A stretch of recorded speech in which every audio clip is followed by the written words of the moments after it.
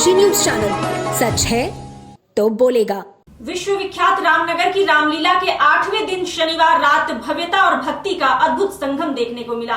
राम सीता विवाह के बाद विदाई और बारात के अयोध्या आगमन का भावनात्मक प्रसंग मंचित किया गया, जिसने हजारों दर्शकों को भाव विभोर कर दिया।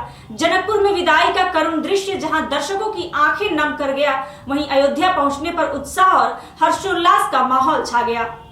रामलीला के कलाकारों ने रामायण के इस अमर प्रसंग को जीवंत कर दर्शकों को मंत्रमुग्ध कर दिया।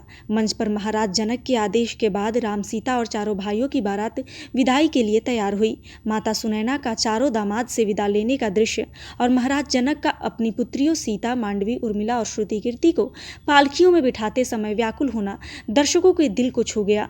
वहीं जैसे ही बारात अयोध्या पहुंची, माहौल पूरी तरह उत्सवमय हो गया। नगाड़ों और शहनाइयों की गूंज के बीच महारानी कौशल्या, सुमित्रा और केकई ने नववधुओं का परिछन कर स्वागत किया। पालकी खुलते ही सीताराम की जयकारों से पूरा परिसर गूंज उठा। नववधुओं को महल में ले जाकर उनके पतियों के साथ सिंहासन पर विराजमान कराया गया।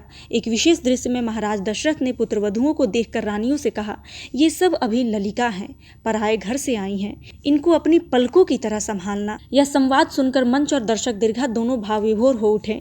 इसके बाद माता कौशल्या ने राम से धनुष यज्ञ और यात्रा के प्रसंग सुनने की इच्छा जताई, जिस पर राम ने इसका श्रेय माता पिता और गुरुओं के आशीर्वाद को दिया।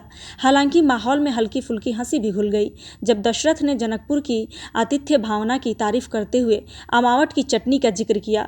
उन्होंने हंसते हुए कहा, चटनी इतनी स्वादिष्ट थी कि कोई अघा नहीं पाया।